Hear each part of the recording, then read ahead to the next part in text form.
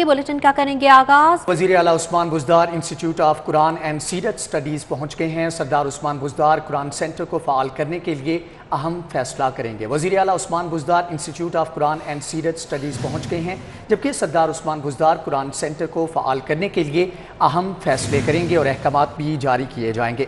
वज़ीर आला Usman Buzdar institute of Quran and सीरत स्टडीज़ पहुँच गए हैं, जबकि सरदार उस्मान बुज़दार कुरान सेंटर को फ़ाल करने के लिए अहम फैसले करेंगे।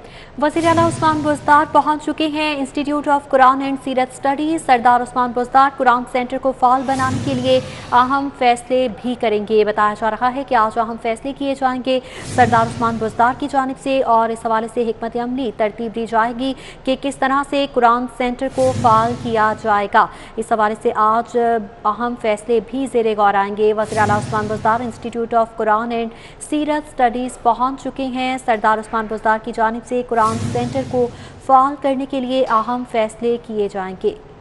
वज़ीर आला Usman Buzdar institute of Quran and सीरत स्टडीज़ पहुँच गए हैं, जबकि सरदार उस्मान बुज़दार यहाँ पर कुरान सेंटर को फ़ाल करने के लिए अहम फैसले करेंगे। वज़ीर आला Usman Buzdar institute of Quran and सीरत स्टडीज़ पहुँच गए हैं। इस हवाले से मज़ीद जानेंगे हसनैन औलख से। हसनैन, बताइएगा वज़ीर आला की मसरूफियत क्या होगी? जी, वज़ीर आला पंजाब सरदार उस्मान बुज़दार अब से थोड़ी देर कबल यहाँ पर Punjab institute of Quran and सीरत स्टडीज़ पहुँचे हैं। कुरान सेंटर को फ़ाल करने के लिए जो अहम फैसले हैं वो मुतवक्के लिए जाएंगे। आज की जो बैठक है यहाँ पर कुरानी नुस्खाजात को रखने के बारे में भी तजवीज़ दी जा रही है, क्योंकि हमने देखा कि पास में जो कुरान सेंटर है वो उस तरह से फ़ाल नहीं देखा गया, जिसको फ़ाल बनाने के लिए वज़ीर आला पंजाब सरदार उस्मान बुज़दार आज यहाँ पर पहुँचे हैं और उसको फ़ाल करने के लिए कुरान सेंटर को जो अहम फैसले हैं वो लिए जाएंगे। जैसा कि नुस्खाजात में तजावीज़ दी गई हैं, इसके साथ साथ देखा जा सकता है कि दिनों से जो वज़ीर आला पंजाब सरदार उस्मान बुज़दार हैं वो काफ़ी मुतहरक नज़र आ रहे हैं। गुज़श्ता रोज़ वो सोशल सिक्योरिटी अस्पताल में भी गए, वहाँ पर उन्होंने एक इफ्तिताह किया। इसके अलावा उनको देखा गया था कि वो कोरोना वैक्सीनेशन सेंटर का भी दौरा कर रहे हैं। इसके अलावा उनकी जो मसरूफियात हैं आजकल वो काफ़ी मुतहरक नज़र आ रहे हैं, और उसी का ही ये सिलसिला है कि आज वो Punjab institute of Quran and सीरत स्टडीज़ में पहुंचे हैं और यहाँ पर कुरान सेंटर को फ़ाल करने के लिए कुछ अहम फैसले हैं जो लिए जाएंगे। ठीक है हसनैन औलख, बहुत शुक्रिया आपका। आगे बढ़ेंगे, आपको बताएं कि वज़ीर आज़म ने पेट्रोल फिर महंगा कर दिया। कीमत तारीख की बुलंद सतह पर है। पेट्रोल 4 रुपये फी लीटर इजाफे के बाद 127 रुपये 30 पैसे हो गया, जबकि लाइट डीजल 8 रुपये 82 पैसे फ़ी लीटर महंगा। हाई स्पीड डीजल 2 रुपये इजाफे के बाद 122 रुपये 4 पैसे लीटर हो गया। मट्टी के तेल की कीमत भी 7 रुपये 5 पैसे बढ़ा दी गई है। शहरी हुकूमत पर बरस पड़े और इजाफा वापस लेने का मुतालबा। महंगाई ने जीना मुश्किल कर दिया है, कारोबार तबाह हो चुके हैं। शहरियों की जानिब से महंगाई कम करने का मुतालबा किया गया है। वज़ीर आज़म ने पेट्रोल फिर से महंगा कर दिया। कीमत तारीख की बुलंद तरीन सतह पर पहुँच गई, जबकि पेट्रोल 4 रुपये फ़ी लीटर इजाफे के बाद 127 रुपये 30 पैसे का हो गया है। जबकि वज़ीर आज़म इमरान खान की जानिब से फिर से पेट्रोल महंगा किया गया है। मज़ीद तफसीलात जानेंगे कलीम अख्तर से। जी कलीम, आगाह कीजिएगा, अवाम की जानिब से क्या रद्द-ए-अमल दिया जा रहा है? फिर से पेट्रोल जो है तारीख की बुलंद तरीन सतह पर पहुँच गया। हाल ही में ओगरा ने पेट्रोलियम मसनूआत की कीमतों में इजाफे की समरी पेट्रोलियम डिवीज़न को भेजी थी, जो कि फी लीटर जो पेट्रोल है आज फिर 4 रुपये मजीद महंगा हो चुका है, जिसकी वजह से शहरी हैं वो शदीद परेशानी में मुब्तला हैं। जहाँ पर जो शहरी अपनी व्हीकल के अंदर 2 से 3 लीटर पेट्रोल डलवाते थे, तो कीमतों में इजाफे की वजह से अब वो हाफ लीटर या 1 लीटर जो पेट्रोल है वो अपनी व्हीकल में डलवाते हो। तो यहाँ पर कुछ शहरी मौजूद हैं, उनसे मजीद जानते हैं। अच्छा जी, मुझे बताइएगा कि वज़ीर आज़म ने फी लीटर पेट्रोल की कीमत में 4 रुपये जो है वो मजीद महंगा कर दी, इसके बारे में आप क्या कहेंगे? सर क्या बताएं, जाना तो है, जॉब पे जाना तो है, लेकिन प्रॉब्लम ये हो रही है कि इतना पेट्रोल अफोर्ड नहीं हो रहा। बल्कि जहाँ पर हमने 4 मील कहीं जाना होता है तो हम कोशिश करें 2 मील ही जाएं ताकि 2 लीटर डलवा लें, लेकिन हालात इस तरह के हैं कि अब बहुत मुश्किल हो रहा है गुजारा करना। अब क्या करें, हमने तो पाकिस्तान में पाकिस्तानी शहरी हैं, पाकिस्तान में ही रहना है, यहाँ पर जीना है, लेकिन अगर इस तरह चलता रहा तो मेरे ख्याल में ये सिविल वार होने का ख़तरा है। जी बिल्कुल, इनका कहना था कि अब हमें किसी जॉब पे जाना है तो हम व्हीकल को छोड़ नहीं सकते, बल्कि अब ज़िंदगी की ज़रूरत बन चुकी है तो हम लोग मजबूर हैं इसको यूज़ करने की। कुछ और भी शहरी मौजूद है मोटरसाइकिल सवार, इनसे भी मज़ीद जानते हैं। अच्छा जी, मुझे बताइएगा कि पेट्रोलियम मसनूआत में 4 रुपये इजाफा हो चुका है, इसके बारे में आप क्या कहेंगे? मैं तो यही कहूँगा, ये तो आपको ना ये अवाम को मारना चाहते हैं। इनको चाहिए ये अवाम को सीधी सीधी कहें ये जहर खाएँ और मर जाएँ। ये रोज़ाना महंगाई करने से, बिजली का बिल बढ़ाने से, पेट्रोल बढ़ाने से, ये अभी जो इन्होंने कहा जी महंगाई कम करेंगे, जब ये बताते हैं ना महंगाई की तरफ, ये उल्टा हो जाता है। इसको कहें ये आप बताए ना करें महंगाई हम कम करने लगे हैं, अब आपको सुकून रहे। जब ये बताता जी हम महंगाई कम करने लगे हैं, उल्टी वो बढ़ जाती है। जी बिल्कुल, इनका कहना था कि पेट्रोलियम मसनूआत के साथ साथ दीगर जो अशियाई ज़िंदगी हैं जो हमारी रोज़मर्रा। ठीक है अख्तर, बहुत शुक्रिया आपका। आपको बताएं कि पेट्रोलियम मसनूआत की कीमतों में इजाफा हुआ है, जबकि शहरियों की जानिब से महंगाई कम करने का मुतालबा किया जा रहा है। शहरियों का रद्द-ए-अमल क्या है, आपको दिखाते हैं। जो भयानक मजाक किया जा रहा है ना, हर 15 दिन बाद, हर 6 दिन बाद, शर्म आनी चाहिए हुक्मरानों को।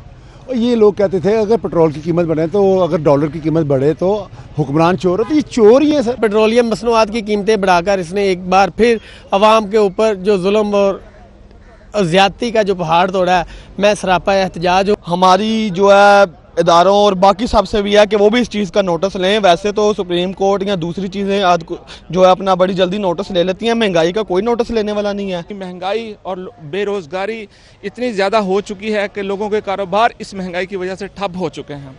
ये तब्दीली है जो इमरान खान साहब लेके आए हैं, ये तब्दीली के नाम पर लोगों का खून निचोड़ा जा रहा है। यहाँ पर रोज़ एक नया बम गिर रहा है, कभी खाने पीने की अशिया पे बम गिर रहा है, और कभी पेट्रोल का बम गिर रहा है, कहीं सीमेंट का बम गिर रहा है, कहीं स्टील का बम गिर रहा है। ये ना है लोग हैं कौम के साथ। वज़ीर आज़म ने पेट्रोल फिर से महंगा कर दिया है। कीमत तारीख की बुलंद तरीन सतह पर पहुँच गई, जबकि पेट्रोल 4 रुपये फ़ी लीटर इजाफे के बाद 127 रुपये 30 पैसे का हो गया है। लाइट डीजल 8 रुपये 82 पैसे फ़ी लीटर महंगा, जबकि हाई स्पीड डीजल 2 रुपये इजाफे के बाद 122 रुपये 4 पैसे लीटर हो गया है। मट्टी के तेल की कीमत भी 7 रुपये 5 पैसे बढ़ा दी गई है।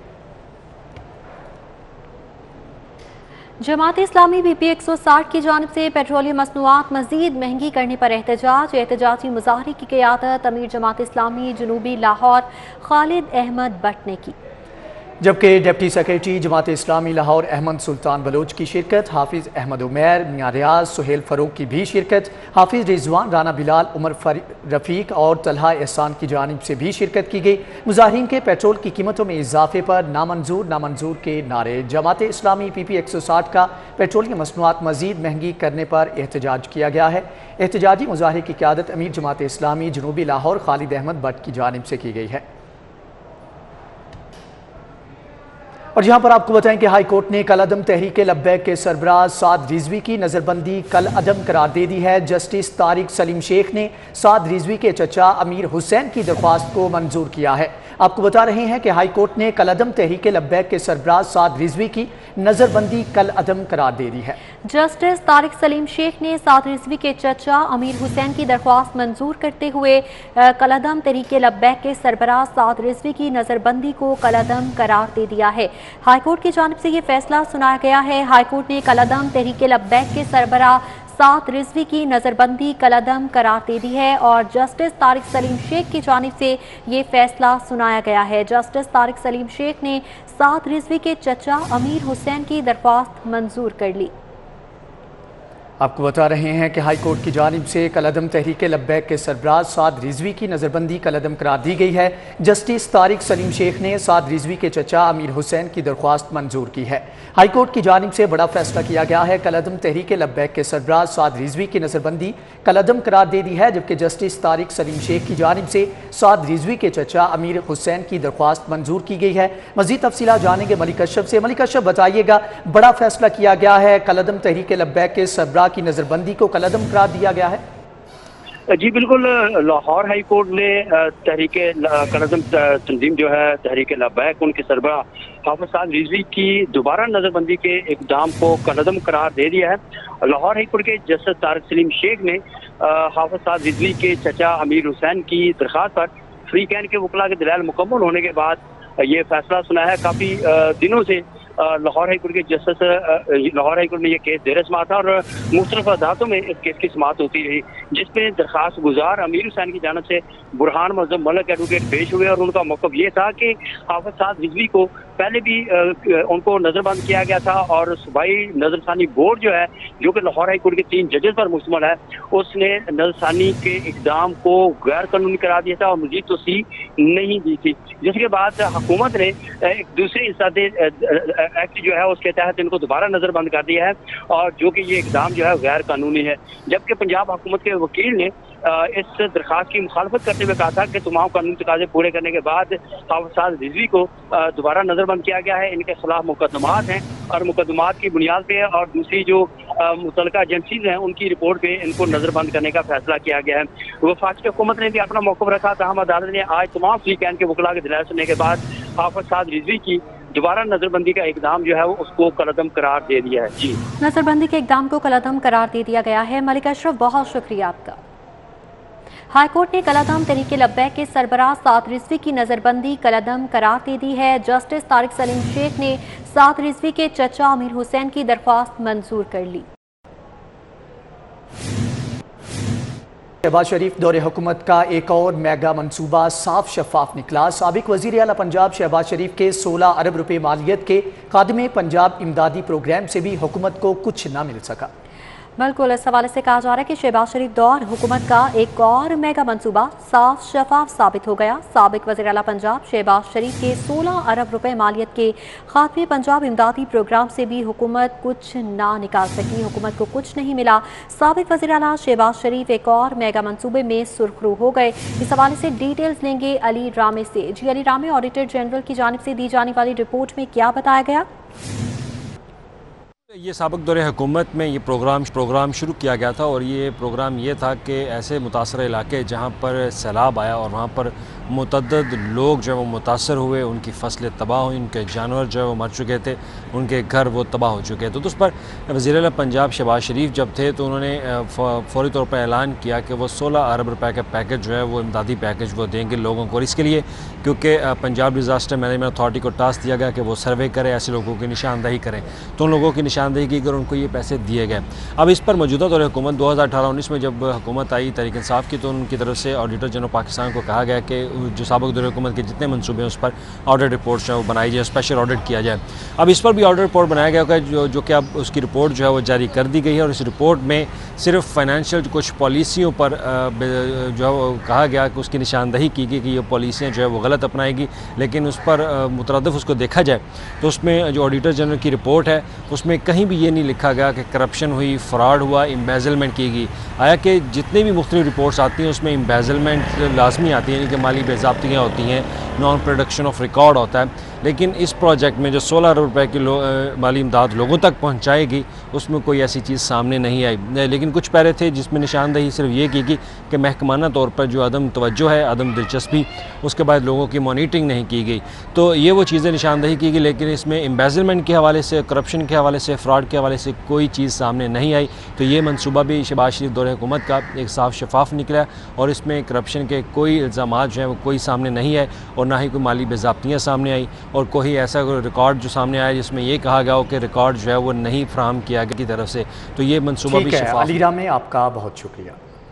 पावर सेक्टर के अफसरान और मुलाजमीन की मौजें खत्म। अफसरान और मुलाजमीन एहतियात करें, अब मुफ्त बिजली नहीं मिलेगी। ग्रेड 1 से 21 तक अफसरान और मुलाजमीन को बिजली मुफ्त दी जाती है। जबकि कायमा कमेटी ने फ्री यूनिट्स खत्म करने की तजावीज़ पर फैसला किया है। फ्री यूनिट्स की बजाय तनख्वाहों में इजाफी अदायगी की तजावीज़। बिजली की तकसीमकार कंपनियों में मुलाजमीन को फ्री यूनिट्स दिए जाते हैं। मुलाजमीन को हर माह 150 से 2000 यूनिट्स तक मुफ्त बिजली फ्राहम की जाती है। पावर सेक्टर के अफसरान मुलाजमीन की मौजें खत्म हो गई। अफसरान मुलाजमीन एहतियात करें, अब मुफ्त बिजली नहीं मिलेगी। ग्रेड 1 से 21 तक अफसरान और मुलाजमीन को बिजली मुफ्त दी जाती है। मज़ीद तफसीला जानेंगे शाहिद सिफरा से। शाहिद, बताइएगा, मुफ्त बिजली की फ्राहमी जो है मुअत्तल कर दी गई है? जी बिल्कुल, वफाकी हुकूमत की जानिब से पावर सेक्टर के तमाम अफसरान और मुलाजमीन से मुफ्त बिजली की सहूलत वापस लेने का फैसला किया गया है। ज़रा ने यह बताया है कि सेनेट की कायमा कमेटी बराए तवानाई में लेस्को समेत तमाम तकसीमकार कंपनियों के सरबराहान ने यह तजावीज़ दी कि वो ऑफिसर्स और वो मुलाजमीन जिनको हर महीने फ्री सप्लाई दी जा रही है तो उसको वापस लिया जाए और उसके साथ ये ऑप्शन दिया गया कि उनको तनख्वाहों में इजाफी अलाउंस जो है वो बिलों की सूरत में लगा दिया जाए, जिस पर कमेटी की जानिब से ये फैसला किया गया है और इन तजावीज़ की रोशनी को आगे बढ़ाया गया है कि लेस्को की अगर सिर्फ बात की जाए तो 22,000 के करीब जो ऑफिसर्स और मुलाजमीन हैं जो हर माह 150 से लेकर 2,000 यूनिट तक फ्री सप्लाई ले रहे हैं और उनको किसी भी किस्म का बिल नहीं भेजा जा रहा, तो उसको वापस ले लिया जाएगा।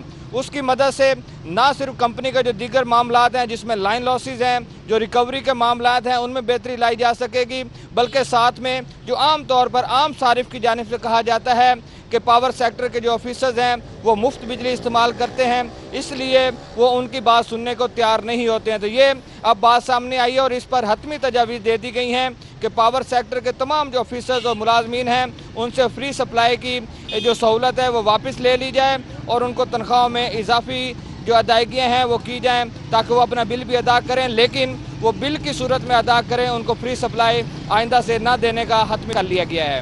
फ्री यूनिट्स नहीं दिए जाएंगे, ये फैसला किया गया है। शायद सिप्रा, बहुत शुक्रिया आपका।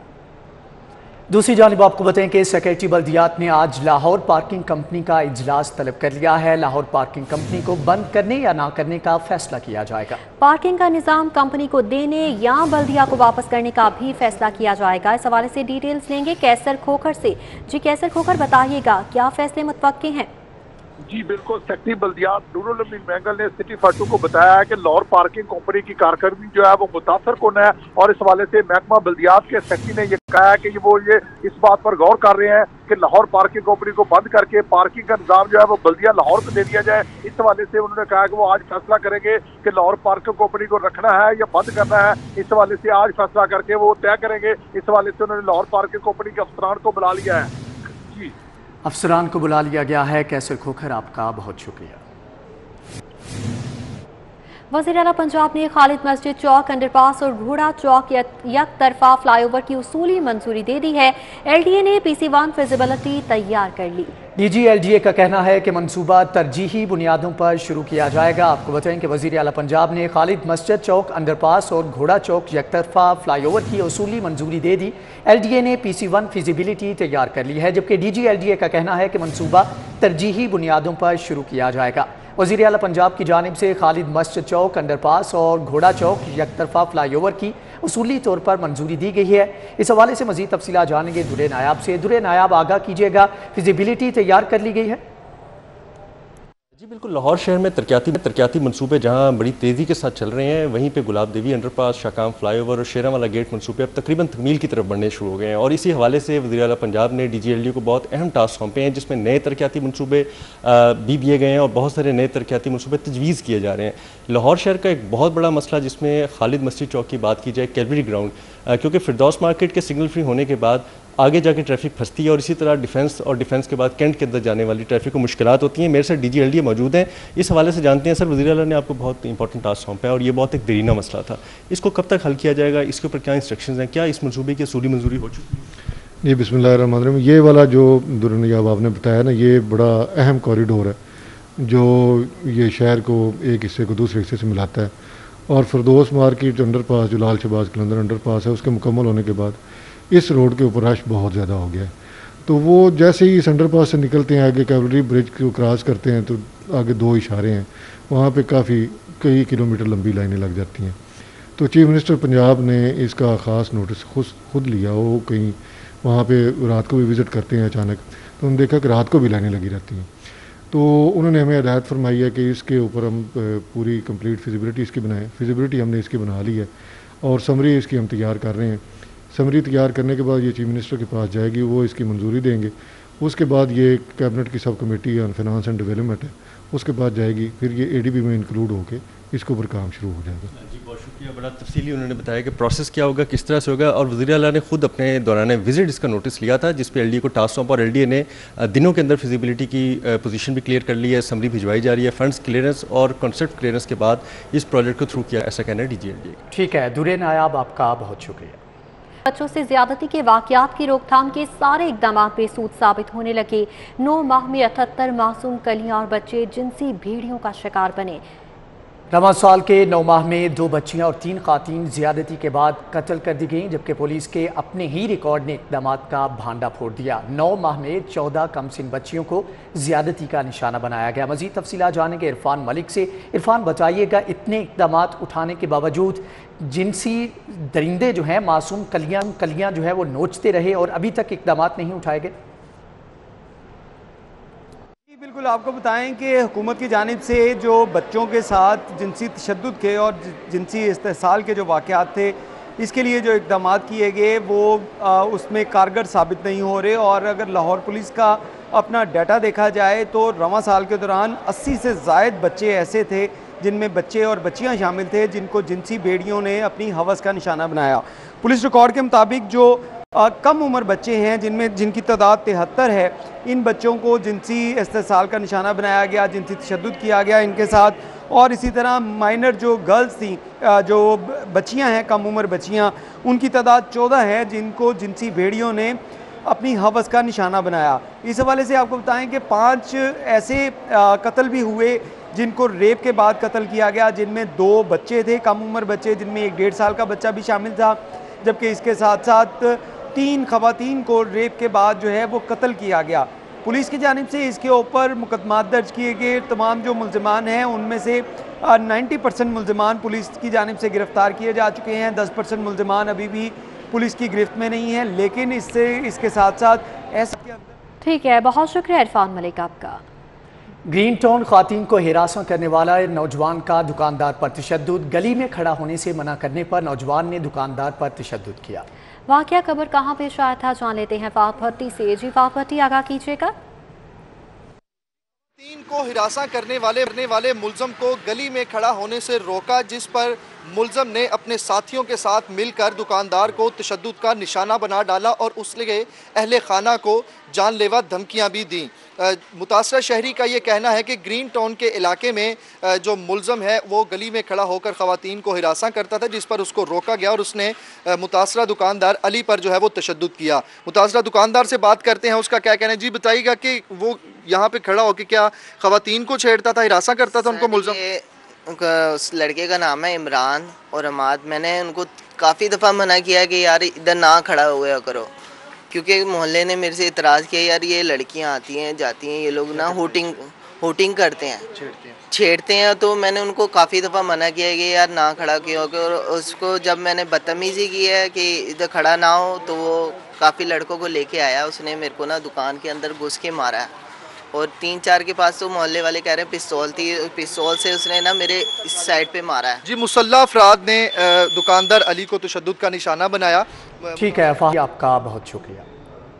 SHO बादामी बाग एतजाज़ आरिफ को मुअत्तल कर दिया गया। एतजाज़ आरिफ को करप्शन और जराइम पेश अफराद की पुष्पनाही पर मुअत्तल किया गया। मज़ीद तफसीलात जानेंगे आबिद चौधरी से। जी आबिद, आगाह कीजिएगा।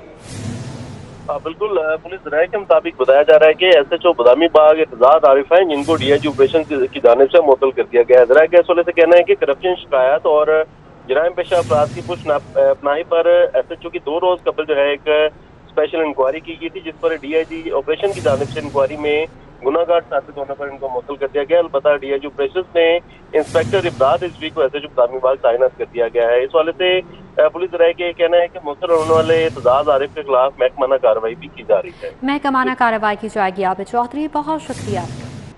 दूसरी जानिब शहर में बढ़ते हुए क्राइम पर काबू पाने के लिए क्राइम हॉटस्पॉट पर मजीद 490 कैमरे नस्ब करने का फैसला किया गया है। मजीद क्या इक़दाम उठाए जाएंगे, जान लेते हैं अली साही से। जी अली। बिल्कुल, शहर में दिन ब दिन बढ़ती हुई चोरी और डकैती की वारदातों के रोकथाम के लिए शहर में मजीद कैमरों की तनसीब का अमल जो है वो रवां साल शुरू कर दिया जाएगा। लाहौर पुलिस की जानिब से क्राइम हॉट स्पॉट डिक्लेयर करके वहाँ पर मजीद कैमरों की तनसीब के लिए सेफ सिटीज़ हुकाम को मरासला लिखा गया था, जिसके बाद सेफ सिटीज़ हुकाम की जानिब से ये मामला हुकूमत के साथ टेकअप किया गया और हुकूमत की जानिब से 490 मजीद कैमरे नस्ब करने के लिए 49.5 करोड़ की स्कीम की मंजूरी दी गई थी, जिसमें 10 करोड़ के फंड जो हैं वो सेफ सिटीज़ अथॉरिटी को जारी कर दिए गए हैं और इसके लिए 3 मुख्तलिफ कंपनियों को कॉन्ट्रैक्ट भी दे दिया गया है। अब इन कैमरों की इंस्टॉलेशन का काम जो है वो जल्द अज जल्द शुरू हो जाएगा। सेफ सिटी हुकाम का कहना है कि इससे पहले शहर में 7700 से ज़ायद कैमरे नस्ब हैं। अब मज़ीद 490 कैमरों की इंस्टॉलेशन से 8000 से जो तादाद है वो तजावज़ कर जाएगी। इससे पहले लाहौर पुलिस को मुख्तलिफ केसेस में रोज़ाना 25 से 30 एविडेंसेस फराहम की जाती हैं। नए कैमरों की तनसीब से मज़ीद ये जो तादाद है बढ़ जाएगी और लाहौर पुलिस को क्राइम कंट्रोल करने में भी मदद फराहम की जाएगी। एविडेंसेस बहुत शुक्रिया आपका। महकमे बल्दियात ने ख्वाजा सराओं को मुलाजमतों में कोटा देने की समरी इरसाल कर दी। महकमे कानून में महकमे बल्दियात की समरी पर वर्किंग जारी है। महकमे बल्दियात ख्वाजा सराओं को मुलाजमतों में 2% कोटा देगा। महकमे बल्दियात की स्पोर्ट्स पर्सन को 5% कोटा देने की समरी इरसाल। वज़ीर आला की मंजूरी के बाद कोटे का नोटिफिकेशन जारी किया जाएगा। महकमे बल्दियात ने ख्वाजा सराओं को मुलाजमतों में कोटा देने की समरी इरसाल कर दी है। महकमा कानून में महकमे बल्दियात की समरी पर वर्किंग जारी है, जबकि महकमे बल्दियात ख्वाजा सराओं को मुलाजमतों में 2% कोटा देगा। महकमे बल्दियात की जानिब से स्पोर्ट्स पर्सन को 5% कोटा देने की समरी इरसाल कर दी गई।